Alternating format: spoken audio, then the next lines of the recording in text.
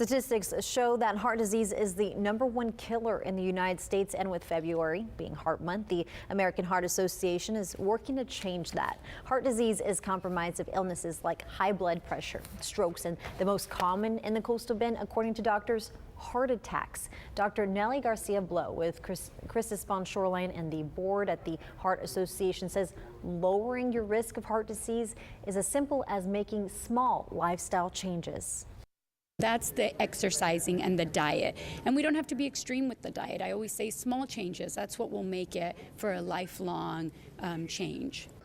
To celebrate the American Heart Association's effort to combat heart disease in the coastal bend, they'll be hosting their annual Heart Ball happening this weekend. Big event.